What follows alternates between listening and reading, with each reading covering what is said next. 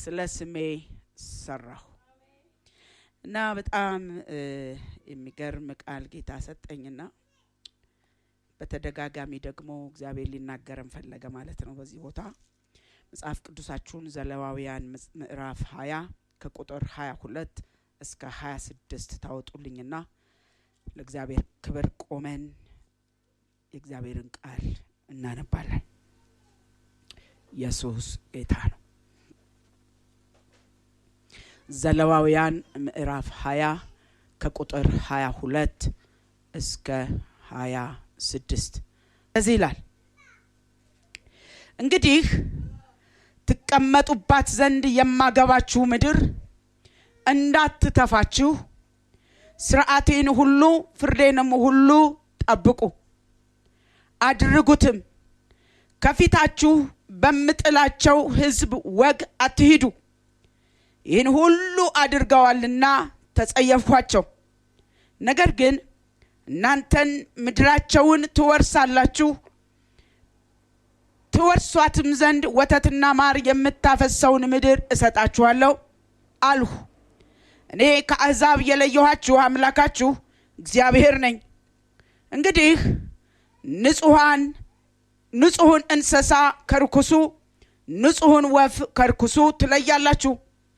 ርኩሶች ናቸው ብዬ በለየኋቸው በእንስሳትና በወፍ በምድርም ተንቀሳቃሽ ሁሉ ነፍሳችሁን አታርክሱ። እግዚአብሔር አባታችን አምላካችን ሆይ እንደ ቃልህ መኖር የምንችልበትን ጸጋ እንድታበዛልን በጌታ በኢየሱስ ክርስቶስ ስም እጸልያለሁ። አሁን ስትናገር አንተን የምንሰማበትን መንፈሳዊ አቅም እንድትጨምርልን መንፈሳችንን እንድታነቃ በጌታ በኢየሱስ ክርስቶስ ስም እጸልያለሁ። ቃልህን እንዳንሰማ እኛን ከቃልህ ሩቅ ከድምጽህ ሩቅ የሚያደርግ እዚህ ተቀምጠን ሐሳባችንን የሚሰርቅ የጨለመው ዓለም የግዛቱ አሰራር በኢየሱስ ስም ስልጣን የፈረሰ ይሁን እጸልያለሁ። የፈረሰ ይሁን። ጌታ ሆይ ተናገረን፣ አንተን እንሰማሃለን በጌታ በኢየሱስ ስም አሜን። ክብር ሁሉ ለእግዚአብሔር ይሁን። ርዕሱ ምን ይላል? ስለ ስሜ ሰራሁ። እግዚአብሔር በቀጣይ ዘመናችን ወይም ደግሞ በቀጣይ የህይወት ጊዜያችን እግዚአብሔር በሚሰጠን ዘመን እግዚአብሔር በሰጠን እድሜ በሰጠን ጸጋ በአገልግሎት ጊዜያችን እንግዳው እግዚአብሔር በእኛ ትጋት ሳይሆን ስለ ትጋታችን ሳይሆን እኛ ስለምንቆጥረው ጽድቅ ሳይሆን እግዚአብሔር እንደዚህ ብሎኛል፣ ስለ ስሜ ሰራሁ። አሁን ዝም ብላችሁ የእግዚአብሔርን ቃል ስትሰሙኝ እግዚአብሔር እየሰራ ያለው ስለ ስሙ ነው። ስለ ስሙ ኢየሱስ ያድናል። እና ይህንን ክፍል ስታነቡ ዘሌዋውያን መጽሐፍ ላይ ምዕራፍ 20 ከቁጥር 22 እስከ 26 ስታነቡ የእግዚአብሔር ካህናት እንዴት ያለ ህይወት መኖር እንዳለባቸው በተለይ በሥርዓቱ መሰረት ከሚያረክሱ ነገሮች እንዴት መራቅ እንዳለባቸው የሚያስጠነቅቅ መመሪያ የሚሰጥ ክፍል ነው። ምን የሚል መመሪያ የሚሰጥ ደግሞ ምን የሚል የሚያስጠነቅቅ ክፍል ነው። እና ከቁጥር 1 ጀምሮ የእግዚአብሔርን ቃል አሁን ይህንን ምዕራፍ ስታነቡ ምን ይላል? ኃጢአት ከሚያስከትለው ነገር በሙሉ ወይም ደግሞ ኃጢአት ከሚያስከትለው ቅጣት እንድንርቅ ያስተምራል። እግዚአብሔር ኃጢአትን እንዳንሰራ ነግሮናል። ኃጢአት ደግሞ የምትሰራ ነፍስ ደግሞ እግዚአብሔር አይፈልግም፣ ይቀጣል። እግዚአብሔር ኃጢአትን ይጠላል። ኃጢአተኛን ምን ይላል? እግዚአብሔር ይቀጣል። መቅጣቱ አይቀርም። በምህረቱ ቢያቀርበንም እግዚአብሔር ይቀጣል። ቅጣት አለው እግዚአብሔር ጋር። እግዚአብሔር ይቀጣል። እና እግዚአብሔር እንደዚህ የሚል ሐሳብ እኔ ጋር አምጥቶ በዚህ ቃል መሰረት ዛሬ እንድናወራ ፈልጋለሁ። ክብር ለኢየሱስ ይሁን። በጣም እየፈራው እግዚአብሔርንም እየፈራው እናንተንም ያከበርኩ እናገራለሁ። ምክንያቱም በጣም የሚያስፈራ ድምጽ ነው የሰማሁት። ይሄ መልእክት ስለሚተላለፍ ለብዙዎች እንደሚደርስ አምናለሁ። እግዚአብሔር በእውነት እንድትሰሙት ዛሬ ፈልጓል።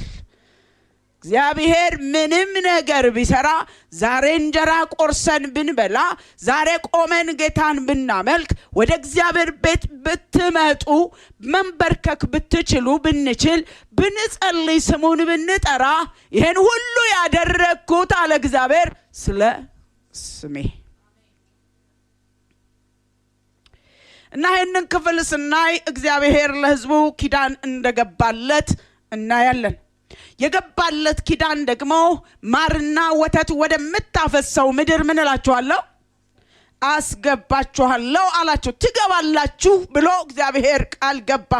ይህንን በተናገረው መሰረት ደግሞ እግዚአብሔር እንግዲያው ወደዚህ ወደማስገባችሁ ቦታ ስትገቡ የምትገቡባት ምድር አንድ መተዳደሪያ ደንብ አላት። ደግሞ የምታደርገው ነገር አለ። ካልተጠነቀቃችሁ የምታደርገው ነገር አለ። በጥንቃቄ ከሄዳችሁባት ደግሞ የምትሰጣችሁ ነገር አለ ይላል ቃሉ። እና ይቺ የምትኖሩባት እንድትኖሩባት የማስገባችሁ ቦታ እኔ የማስገባችሁ ቦታ ለየት ያለ ባህሪ አላት። የቷ? ይቺ ማር ደግሞ ምን ወተት። እንግዲያው ማርና ወተት እየፈሰሰባት ይቺ ምድር ምን አይነት ባህሪ ልታበቅል ትችላለች ብላችሁ ትገምቱ ይሆናል። እና አንድ ባህሪ አላት አላቸው ለሕዝቡ ኪዳን ለገባለት ሕዝብ። ወደዚች ማርና ወተት ወደምታፈሰው ምድር ትገባላችሁ፣ ግን የምትገቡባት ምድር ለየት የሚያደርግ ባህሪ አላት። እና ባህሪዋ ምንድነው ብትሉኝ ይቺ ምድር የምትገቡባት ምድር ትተፋለች። እማትውጠው አለ፣ እማትቀበለው አለ። እንዛ ምድር ስትገቡ የምትጠነቀቁት ጥንቃቄ አለ። አሁን እንደፈለግን የምንሆንበት ጊዜ እንዳልሆነ እየሰማችሁኝ እንድትሄዱ ፈልጋለሁ። ምን ትላለች? የምትገቡባት ማር ወተት ታፈሳለች። ሰላም ደስታ አለባት። የእግዚአብሔር እጅ እየተገለጠባት ናት። እንዲህ ናት እንደዛ ናት የምትሏት ቦታ ጥንቃቄ ትፈልጋለች። ጥንቃቄ ካላደረጋችሁ ምን ታረጋለች? ትተፋለች። ቁጥር 22 ላይ እንዲህ ይላል፣ እንድትኖሩባት እናንተን የማስገባበት ምድር ምን ትላለች? እንዳትተፋችሁ ምን አድርጉ ይላል? ስርዓትና ሕጌን ጠብቁ። እኔ የስርዓት አምላክ ነኝ። እኔ ሕግ አውጥቻለሁ። ሕጉን እንድትጠብቁ ፈልጋለሁ። እንደለመዳችሁት እንደፈለጋችሁ እንድትወጡ እንድትገቡ አልፈልግም። ስርዓቴ ምንድነው ብትሉ ይሄው ቃሌ ነው። እኔ የምለውም መሆን ነው። ይሄን ስርዓት ስትጠብቁ እኔ መሆናውን ትሆናላችሁ። ይሄንን የሰጠኋችሁን ቃል ስትጠብቁት እኔ እንደምፈልገው አይነት ሰው ትሆኑልኛላችሁ። የት? እኔ ወማስገባችሁ ማርና ወተት የምታፈሰው ምድር ውስጥ።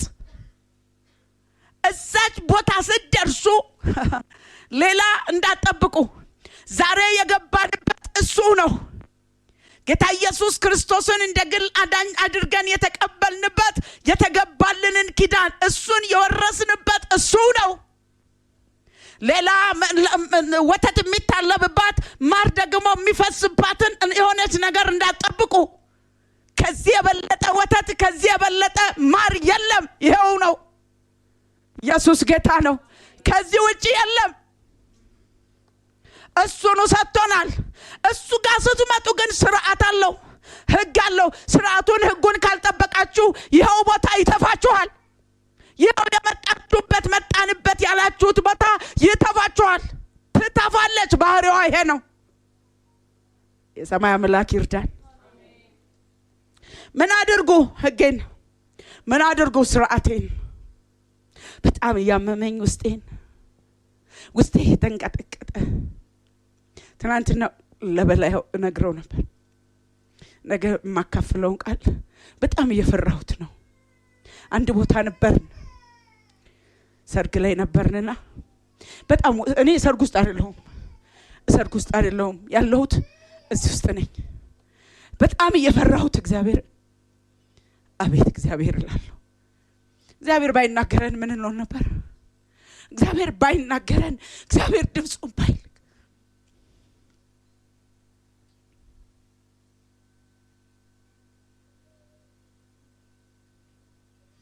እና እዚህ ቦታ ማርና ወተት የምታፈሰው ምድር ውስጥ ለመኖር እዛ ውስጥ ለመክረም ለመሰንበት ምን ላድርግ? ስርዓቴን ጠብቂ፣ ህጉን ጠብቅ፣ ስርዓቱን ጠብቅ።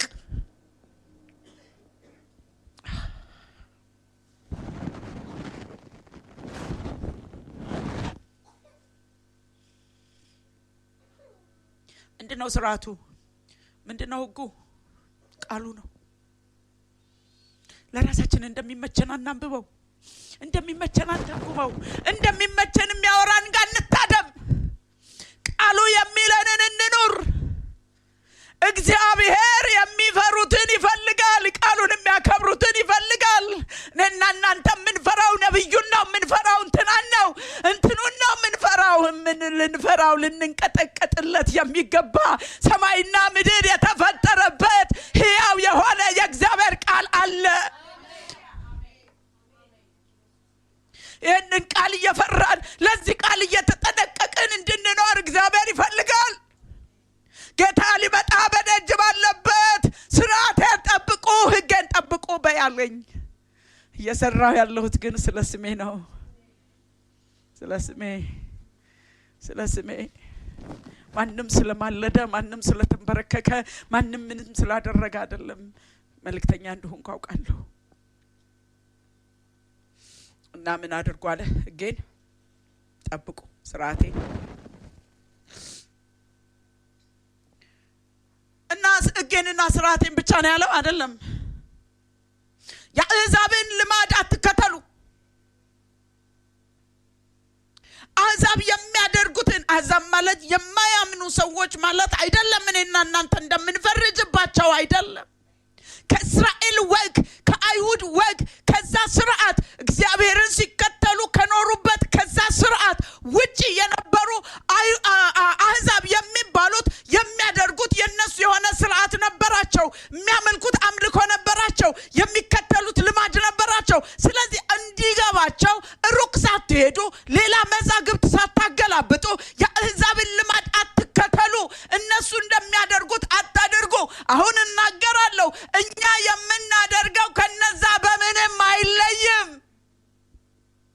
ሩቅ አትሂዱ፣ አንድ ነን። የለመድነው እነሱም የለመዱትን እያደረግን ነው። እግዚአብሔር እንደዚህ አለኝ፣ እዛ መኖር ከፈለጋችሁ፣ ወተትና ማር የምታፈሰው ጋር መክረም ከፈለጋችሁ፣ እንግዲያው የአሕዛብን ልማድ አትከተሉ። አሊያ ምድሪቷ፣ አሊያ የገባችሁበት ቤት ይተፋል። ከፊት ለፊታችሁ እየሄዱ ያሉት እየቀደሟችሁ አይደለም እንዳይመስላችሁ። ከፊት ለፊት ቀደም ቢሉ እናንተን እየቀደሙ አይደለም። ቃሉ እንደሚናገር ከፊታችሁ ያስቀደምኳቸው እኔ ምን ልላቸው ነው? ላጠፋቸው። ቀጥሎስ እናንተ የነሱን እንድትወርሱ ነው። ለምን እንደነሱ መሆን ፈለግን? ፉክክር ሆኖ የለ ዛጋም ፉክክር። ብዙ እንዲህ አይነት ነገር መናገር አልፈልግም። ከፊታችሁ ግን ላጠፋቸው ነው ቀደም እያደረኳቸው ያሉት። እናንተ ግን ምድራቸውን ትወርሳላችሁ። የትኛዋን? ይችኑ ማር እና ወተት የምታፈሰው ምድር ርስት አድርጌ ልሰጣችሁ ፈልጋለሁ። እኛ ምን አጋፋን? ሌላው ርስት ጋር ምን ወሰደን? እዚሁ እውነተኛው መኖር አይሻለን? በጣም ደስ የሚለው እኛ አይደለንም እኮ ፈልገን ከነሱ የተለየ ነው። ቃሉ እንደዚህ ይላል፣ እናንተ አይደላችሁም እኔ ነኝ ከአሕዛብ የለየኋችሁ። ማንም አልለየህ። ምንም ስለሆነን ከሌላው አልተለየንም። የለየን ራሱ እግዚአብሔር የለየን ከሌላው ለይቶ እኛን እንዲህ አይነት ህይወት እንድንኖር ያደረገን ራሱ ነው።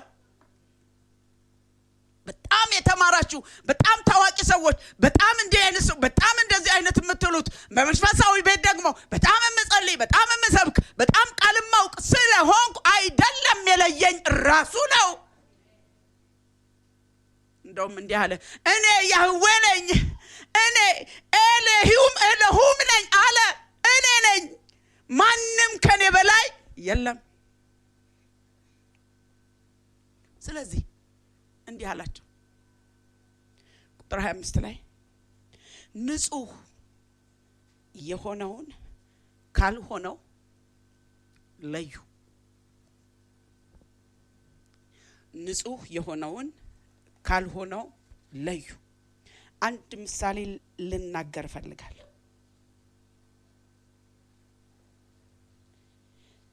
ከዚህና ከዚህ የትኛው ነው ንጹህ? ንጹህ የትኛው ነው? እስቲ አንድ ሰው መጥቶ ንጹሁን ይውሰድ። በምን አወቅሽ ነው ወሰድሽ? ይሄ ቆሽሿል፣ ይሄ የሆነ ነገር አለው፣ እሱኛው ምንም የለው። ንጹሁን ከቆሻሻ ምን በሉት? ለዩት። ይሄው አያስታውቅም? በቃ እንደዚህ ነው፣ ያስታውቃል። ንጹህ የሆነ ካልሆነው ያስታውቃል። ትክክለኛ ህይወት ውስጥ ከገባችሁ፣ ትክክለኛው የእግዚአብሔር የሆነው መንፈስ እናንተ ውስጥ ካለ የሆነውን ካልሆነው ትለያላችሁ። እግዚአብሔር አይናችሁን ይክፈት። እግዚአብሔር የሕዝቡን አይን ይክፈት።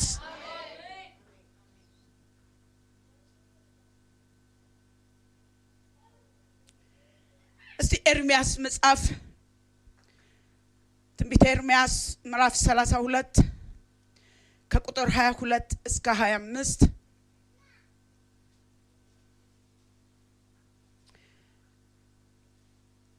አነባለሁ።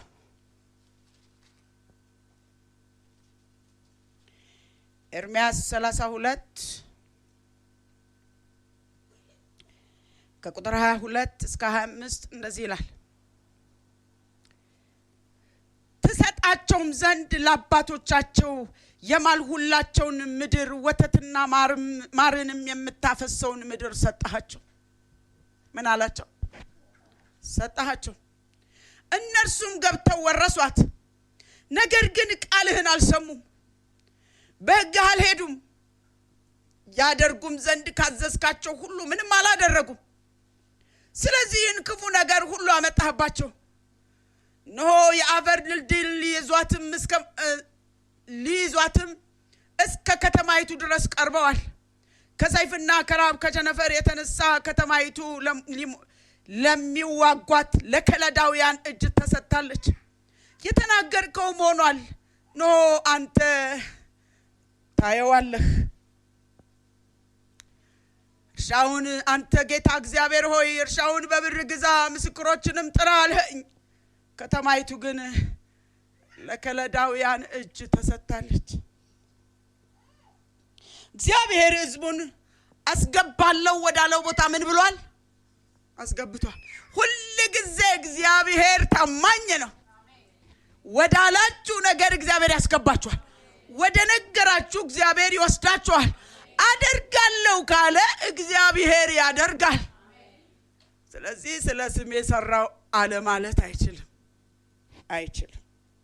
እና ባለው ጊዜ ባለው ቦታ እግዚአብሔር ሕዝቡን አስገባ። ወተትና ማር ወደምታፈሰው ምድር እግዚአብሔር ሕዝቡን አስገባ። ገብተው ምን አሏት ይላል? ወረሷት ይላል። ምን ብሏቸዋል? ትወርሳላችሁ አይደል ያላቸው?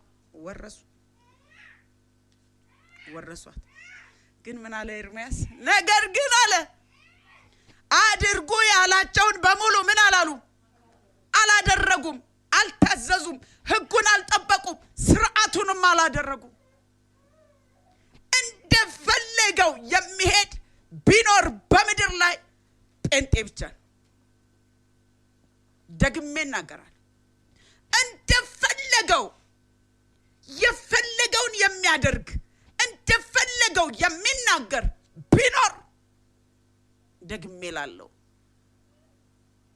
ጴንጤ ብቻ ሌላው ያፍራል ከኛ ይልቅ ያፍራል እግዚአብሔር እንድናገር ስላለኝ እናገራለሁ የታዘዙትን ያዘዝኳቸውን ስላላደረጉ ምን ሆነ ይላል ጥፋት ሆነ እንደዚህ አይነት ጥፋት አይተን አናውቅም በእግዚአብሔር ቤት ውስጥ ያለ ጥፋት መቼም አይተን ማናውቀው ጥፋት ነው ያለው በጣም የሚናገር ደስ የሚለኝ እግዚአብሔር የሚናገርበት ስፍራ ስላገኘ ደስ ይለኛል እንዲህ አይነት ንግግር የትም ቦታ አይነገርም አሁን ምናልባት ጉባኤ ተርግጦ ሊወጣ ሁሉ ስለሚችል እና ለባቢሎናውያን ምን አረኳቸው ይላል አሳልፌ ሰጠዋቸው ምን ለሚያደርጓቸው እንደፈለጉ ለሚረግጧቸው ለሚገዟቸው አሳልፌ ሰጠው እኔ ግን ቃሌ ጠብቄ ትወርሷታላችሁ ወዳልኳቸው ቦታ አስገብቼ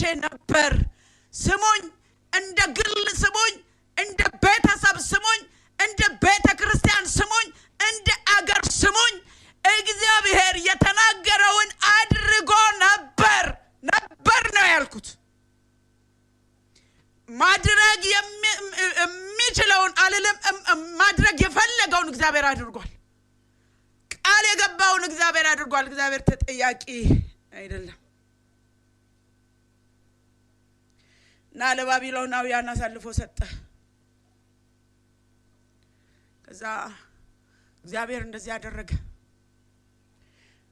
ያደረገ ቁርባን ያቀረቡባቸውን ቤቶች ሁሉ በርብረህ አጥፋ ምን ያደረገባቸው ለሚፈልጉት እንፈልጋለን ላሉት እናመልከዋለን ላሉት ለፈሩት ለተንቀጠቀጡለት ያጠኑበትን ቤት በርብርና አጥፋ ቁጥር 33 ላይ ታገኙታላችሁ ኤርምያስ መጽሐፍ ምዕራፍ 32 ላይ ፊታቸውን ሳይሆን ጀርባቸውን ስለሰጡኝ ባስተማርኳቸው ጊዜ ስላልሰሙኝ ተግሳጼንም ስላልተቀበሉ ስሜ በተጠራበት ስፍራ አጸያፊ ነገር ስላደረጉ ጣዖት ስላቆሙ ቤቴን ስላረከሱ አሳልፌ ሰጠሁ እየሆነ ያለው ነገር አይግረማችሁ ዛሬ ቆመን ጌታን ብናመልክ ወደ ቸርች እንሂድ ብለን ብንመጣ በህይወት ብንወጣና ብንገባ ስለ ስሙ ነው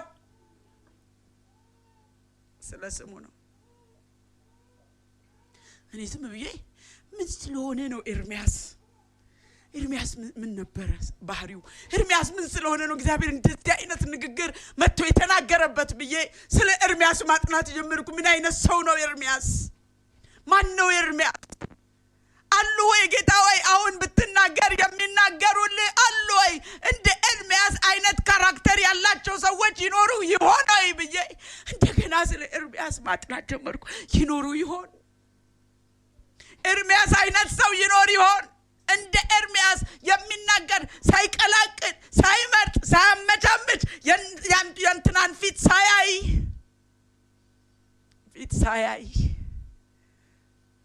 ፈገግ ሲባልለት መልእክት ማይጥል እጅ ሲዘረጋለት ሲከፈትለት መልእክት ማይቀይር ይኖር ይሆን ብየሳጠና ኤርምያስ ማለት ምንድነው ብየስል ኤርምያስ ማለት ትክክለኛ ትርጉሙ እግዚአብሔር ይወረውራል ማለት ነው ከባድ ስም ነው እግዚአብሔር ምን ይላል ይወረውራል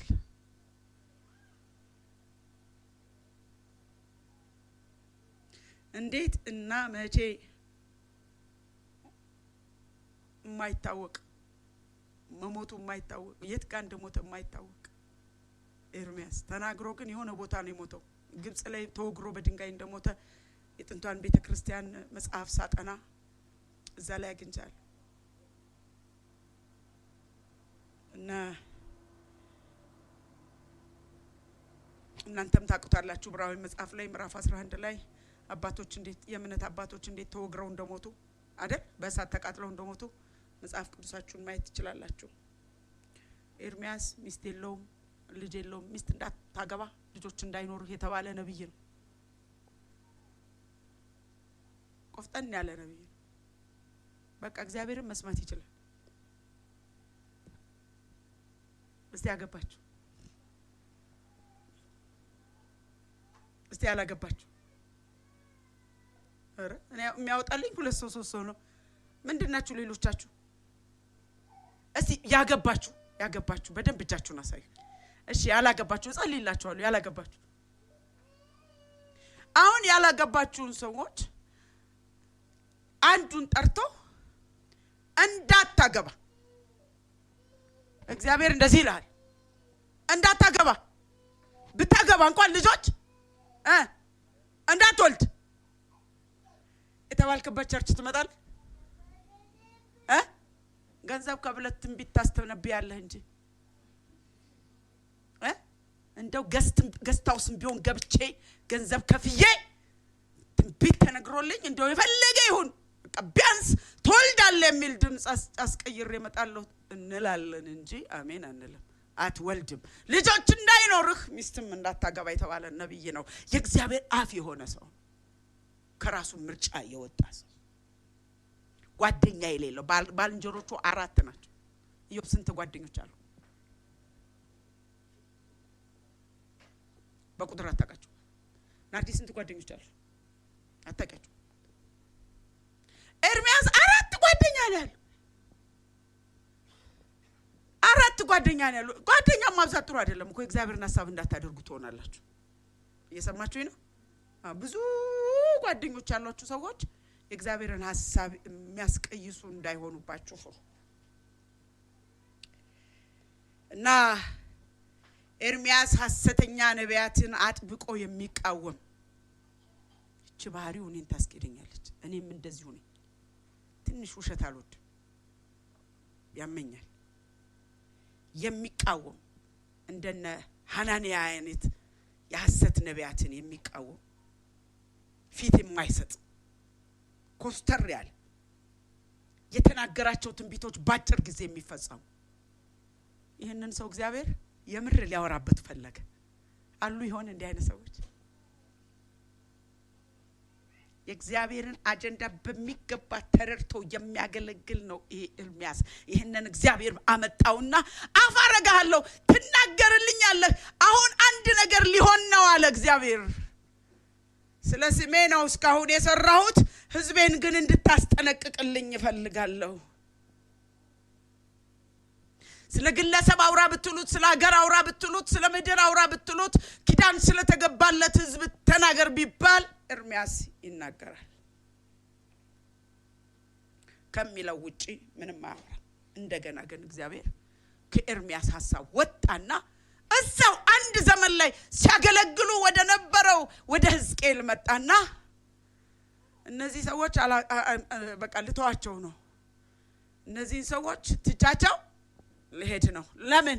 ባስተምራቸው አልሰሙ፣ ባስጠነቅቃቸው አልደነገጡም፣ ተክሳጼን እምቢ ብለዋል፣ ቤቴን አርክሰዋል፣ አጸያፊ ነገር እቤቴ ውስጥ እያደረጉ እቤቴ ውስጥ ሌሎችን እንዲህ ያለማመዱብኝ ነው።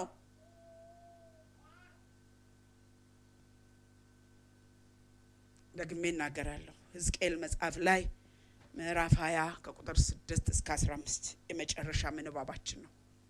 እሱን አነባለሁ። ሕዝቅኤል መጽሐፍ ምዕራፍ 20 እግዚአብሔር ስለምን የሰራው አለ? እስቲ ስለ ስሜ በሉ። ኢየሱስ ጌታ ነው። ስለ ስሜ ምን አልኩ?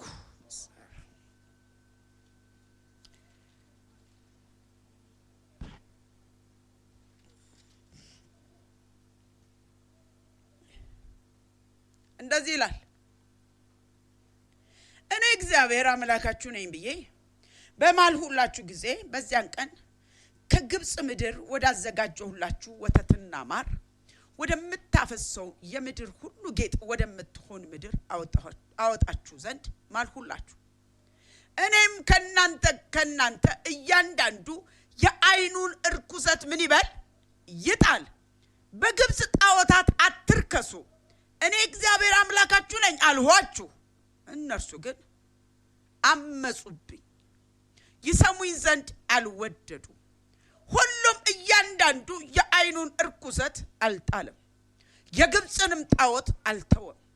በዚህ ጊዜ በግብጽ ምድር መካከል ቁጣዬን ፈጽምባቸው ዘንድ መዓቴን አፈስባቸዋለሁ አልሁ። ነገር ግን በመካከላቸው ባሉ ከግብጽ ምድር አወጣቸው ዘንድ በፊታቸው በተገለጥኩላቸው በአሕዛብ ፊት ስሜ እንዳይረክስ ብዬ ስለ ስሜ ሰራሁ። ላጠፋቸው ብድግ ብዬ ነበር፣ እንዳልነበሩ ላደርጋቸው ነበር።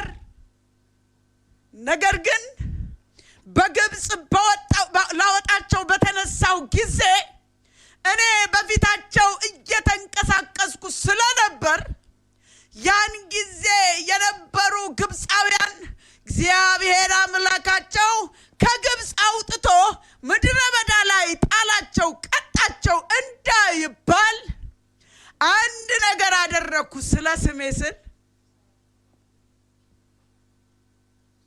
ዛሬ በሉሴ እኔ ቆምኩት ስለ ስሙ ነው።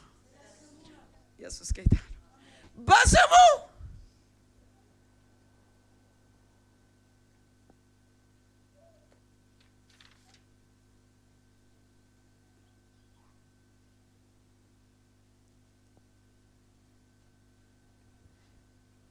ስለ ስሜ በአሕዛብ ፊት ስሜ እንዳይሰደብ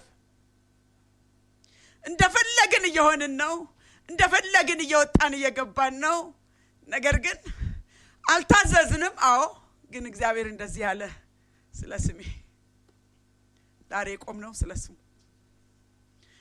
ስሙ እግዚአብሔር ለስሙ ክብር ተጠንቅቆ ስሜ እንዳይሰደብ እግዚአብሔር ሕዝቡን ጣለ እንዳይባል ስለ ስሜ እዚህ ቤት እያመለክን ነው። ከግብጽ ምድር አወጣኋችሁ፣ ወደ ምድረ በዳ አመጣኋችሁ። ሰው ቢያደርገው ኖሮ በሕይወት የሚኖርበትን ሥርዓቴን ሰጠኋችሁ። ፍርዴን አስታወቅኳችሁ። የምቀድሳችሁ እኔ እግዚአብሔር እንደሆንኩ ያውቁ ዘንድ በእነርሱ መካከል ምልክት ይሆኑ ዘንድ ሰንበታቴን ሰጠኋችሁ። ነገር ግን የእስራኤል ቤት በምድረ በዳ አመጸብኝ። ሰው ቢያደርገው ኖሮ በሕይወት የሚኖርበትን ፍርዴን ጣሱ። በትእዛዜ አልሄዱም፣ ሰንበታቴን ፈጽመው አረከሱ። በዚህ ጊዜ አጠፋቸው ዘንድ ቁጣዬን በምድረ በዳ አፈስባቸዋለሁ አልኩኝ።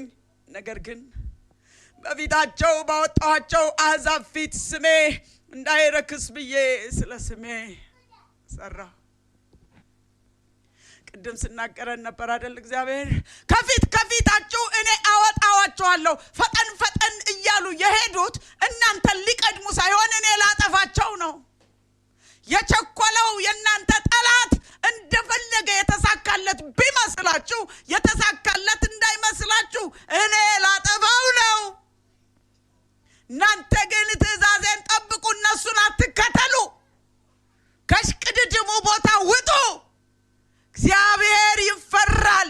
እግዚአብሔር የሥርዓት አምላክ ነው። እግዚአብሔር ቤትና እግዚአብሔር ጋር ሕግ የሚባል አለ።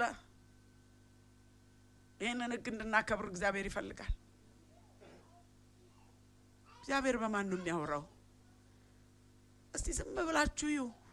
በየቦታው እዩ፣ በየስፍራው እዩ። ካህን ሆኖ ለማገልገል የተገባው ሰው የክህነት አገልግሎቱን ሲፈጽም አታዩ። እንደሚገባ ሲሄድ አታዩ።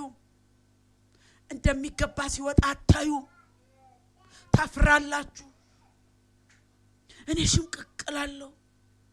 እንስስል ነው ያልኩት ትናንትና። እንስስል ወይ ጌታ ሆይ ስል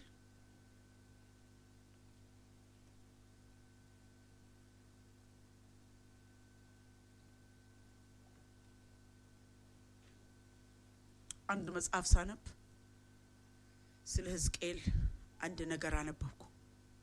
እሱን ነገር ልናገር ፈልጋለሁ ስለሚጠቅማችሁ። እና እናንተ በአዲስ ኪዳን ካህናን አይደለንም። እንደ ካህን ነው የምንወጣው ምን ገባው። እኛ ካህን የምንለው አገልጋዩ ነው። ምናልባት እሷ ትሉኝ ይሆናል። ነው ካህን ማለት ያንዳንዳችን ካህነን በአዲስ ኪዳን እንደሚገባ ነው ወይ ምን ሄደው ስኬልስ ለማገልገል የተገባው ሰው ካህን ለመሆን የተገባው ሰው ያልተገባው አለ ማለት ነው። የሰማችሁኝ ነው? ካህን ለመሆን ያልተገባው አለ፣ የተገባውም አለ። በክህነት አገልግሎት ማገልገል የሚገባው የተሰጠው አለ፣ ያልተሰጠው አለ። እግዚአብሔር እንደዚህ አለኝ፣ የተገባውን ካልተገባው እለያለሁ አለኝ። የተገባው ካልተገባው ያልተገባቸውን ከእጃቸው ላይ እግዚአብሔር ሲወስድ በቅርብ ታያላችሁ። ይሄ የክህነት አገልግሎት የተሰጠው ነበረ ሕዝቅኤል። ለየት የሚያደርግም ምልክት አለው። እናንተ የተጠሩ ካህን የሆኑ እግዚአብሔር የጠራቸው እግዚአብሔር ለሕዝቡ የቀባቸው እግዚአብሔር ሕዝቡን እንዲያስጠነቅቁለት፣ እንዲመክሩለት፣ እንዲገስጹለት የጠራቸው የክህነት መንፈስ ያለባቸው ይሄ ጥሪ ያለባቸው ሰዎች ምልክት አላቸው። ከእግዚአብሔር መቅደስ የተቋረጡትን የራቁትን ምርኮኞች እየጠሩ ወደ መቅደሱ ያመጣል። ምን አይነት አልኩኝ?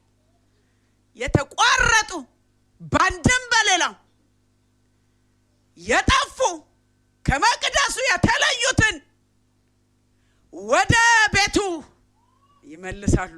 ምልክት አላቸው ካህናት። እንዲህ አይነት ምልክት አላቸው። መቼ ስትሉኝ እግዚአብሔር በሚሰራበት ጊዜ፣ እግዚአብሔር ስራ በጀመረበት ጊዜ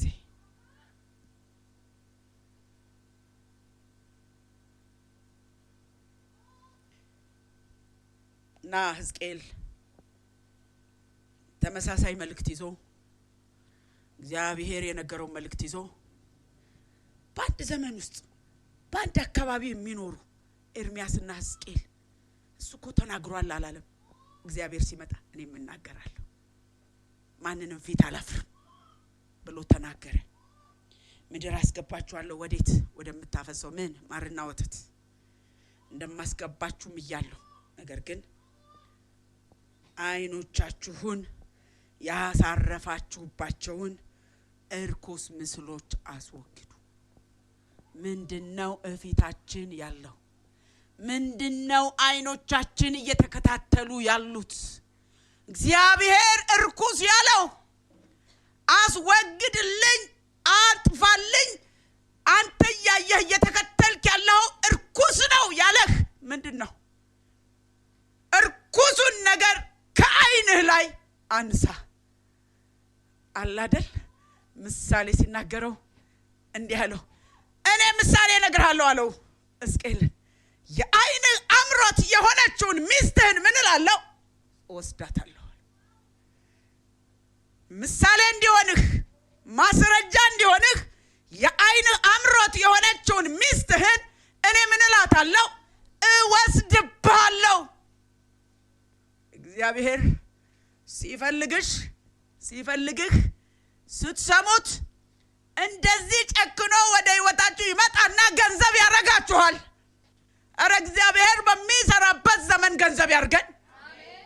የሚመነዝረን የሚያወራብን እሺ የምንል ታማኝ ያድርገን። ኢየሱስ ጌታ ነው። ሃሌሉያ።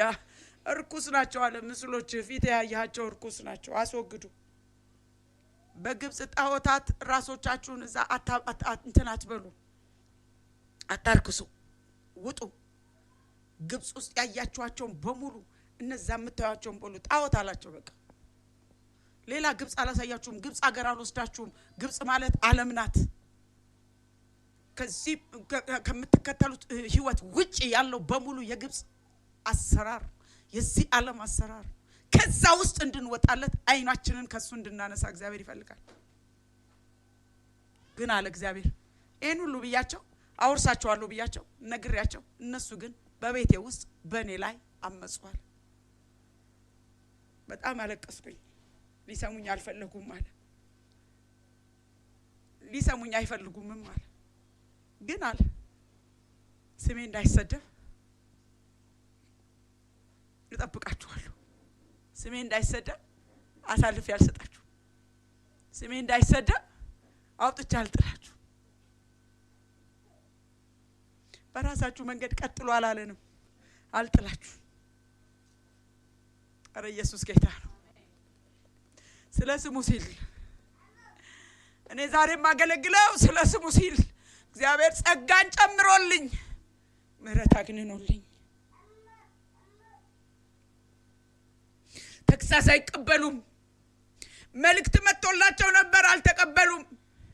በራሳቸው መንገድ ቀጠሉ። የራሳቸው መንገድ መሄድ ጀመሩ። የተጨበጨበላቸውን ነገር ይዘው ሄዱ። አስቆጡኝ። እኔ ግን አለ በቁጣዬ መቀጠል አልፈለኩም። ስለ ስሜ ስል